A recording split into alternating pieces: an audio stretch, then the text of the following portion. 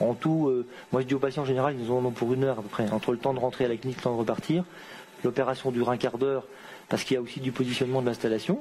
Parce qu'on me demande un petit peu détaillé comment ça se passe une séance opératoire. Mais pour ceci, je préférerais que ce soit finalement, Joséphine, si tu as encore souvenir, il y a 4 ans, comment ça s'est passé, l'accueil, tout ça. Tu auras ton expérience. Donc un œil après l'autre. Ensuite, tu m'as mis une demi-heure dans une salle à côté pour que je me repose et tu m'as fait lire juste après. Puis donc je voyais bien, et puis je suis rentrée chez moi avec mes lunettes et puis mes gouttes. Tu avais dû prendre un petit relaxant. Alors j'ai pris tout de même un demi-comprimé de Lexomil juste avant, parce que tu m'as c'est bien ça. Ah ben, quand on n'a pas l'habitude, oui c'est bien. on dort presque. Hein. Mais tu penses que c'est recommandé, je veux dire c'est important ça. Ah ben oui, ça détend, parce que j'étais très stressée quand même. Les yeux c'est particulier, c'est vrai. Même si moi qui avais fait la demande, j'étais quand même un peu angoissée, donc si. Ça vaut le coup. Et la douleur pendant j'ai rien senti, mais à part la pression de l'appareil qui a duré 20 secondes par œil, je n'ai rien senti du tout. Et qu'est-ce que vous avez vu sous l'appareil? Je voyais rien. De toute façon, j'avais la petite lumière verte. Ouais, je voyais rien du tout. Hein. Il y a un moment donné où ça devient quand même un petit peu blanc et noir. Je voyais une petite lumière de temps en temps, mais bon.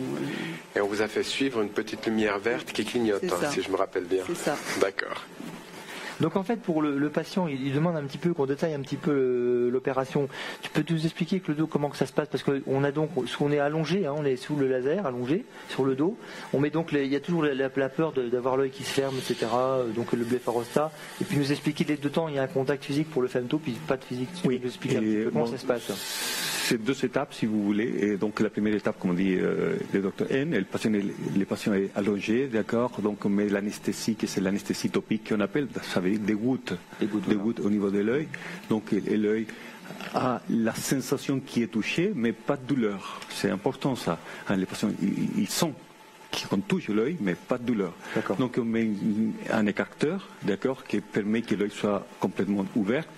Donc il vient la première partie, qui c'est la procédure de la découpe de la cornée qu'on fait au laser. Donc il y a une sorte de machine qui s'approche, qui touche l'œil, donc pendant... comme une grosse lentille un petit peu. C'est ça, comme une grosse lentille. Et là, les patients ils sentent ça, mais pas de douleur. Donc pendant 10-15 secondes, le laser il fait la découpe de la cornée. Et après, ça y est, c'est fini cette partie. On soulève les capots qu'on a coupés, d'accord, et finalement, pendant 15-20 minutes, 15-20 secondes, on fait l'application de laser excimer qui consiste en regarder une lumière. Donc, toutes les machines les plus performantes ont ce qu'on appelle les eye trackers. Ça veut dire qu'il y a une lumière qui suit les mouvements de l'œil. Donc pendant 10 secondes, 20 secondes, le laser est délivré sur la surface de la cornée pour la remodeler. Pour la sculpter. Pour la sculpter, voilà. La remodeler, etc. Pour changer la forme. Donc ça prend au total la procédure elle-même pas plus de 5-6 minutes. Pareil. Oui, pareil. Voilà. Donc après qu'on a fini ça, on nettoie tous les débris cellulaires, d'accord. On lave l'interface de la cornée. L'interface, c'est donc entre la partie de cornée qu'on a soulevée et la partie en dessous. Voilà, donc on remet les capots, voilà, on sèche bien, on met des colliers antibiotiques, anti-inflammatoires, et voilà, ça y est, c'est fini. Alors c'est important dans cette description, il faut nous en parler Jérôme, c'est qu'il n'y a pas d'implant justement, et c'est naturel, je veux dire le capot c'est une des questions qui viennent souvent, comment ça tient, c'est une technique quand même qui est relativement naturelle entre guillemets, puisqu'il n'y a pas de colle, il n'y a pas de fil, il n'y a pas de lentille, etc. Comment ça se passe Jérôme? Moi, quand on me pose la question, je donne toujours un petit peu la même chose, c'est un peu comme une sorte d'éponge. La cornée, c'est une structure qui ressemble effectivement à une éponge, qui a un niveau d'hydratation, il y a un petit peu d'eau à l'intérieur. On nous félicite sur la qualité de l'info. Qui est permanente, qui est stable. On va donc découper avec un laser à l'intérieur de cette cornée pour soulever le flap. On va faire le laser, le deuxième laser excimer, et en le reposant, cette structure, en la desséchant, comme vous avez très bien dit, on nettoie les débris puis on dessèche, il y a une sorte de coaptation entre les deux, puisque c'est la même chose, qui se retient tout seul. Alors c'est sûr que si vous frottez 1 heure après l'intervention votre œil comme un sauvage, vous pouvez effectivement peut-être redéplacer votre volet, mais une fois que cette surface est retapissée, ce qui prend quelques heures ou peut-être quelques jours pour certains patients, ça ne se redécolle pas, en tout cas comme ça. Vous pouvez refrotter vos yeux, ça ne se redécolle pas. Mais bon, il y a en parlant des risques tout à l'heure, il y en a un qu'on a oublié, c'est celui-là, c'est ce flap, vous pouvez, lors d'un traumatisme, c'est pour ça qu'on fait attention, par exemple, ceux qui font les sports de combat, lors d'un traumatisme, si vous faites du taekwondo, du judo, etc., le volet peut souffrir parce que c'est une structure qui reste un petit peu plus faible. Mais ça recolle en quelques heures, ça recolle très bien. En fait, le couvercle, il est...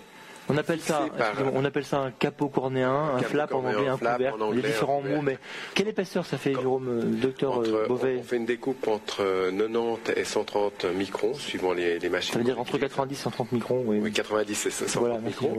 On fait un couvercle et on referme le couvercle. Et en fait, ce couvercle, il est aspiré par une pompe endothéliale, donc il y a un système qui aspire toutes les molécules d'eau. Comme la surface est extrêmement grande du capot, en fait, ça colle extrêmement vite. Et comme l'a dit Jérôme Blondel, le seul risque qu'on peut avoir, c'est de se frotter les yeux comme ceci et éventuellement de déplacer le capot pour certaines personnes. Et ça, on l'a découvert il y a pas très longtemps parce qu'avant, on fermait avec un fil tout le capot. Bien sûr, au départ. Oui. Donc on ne savait pas que ça avait une telle aspiration qui bloquait le système.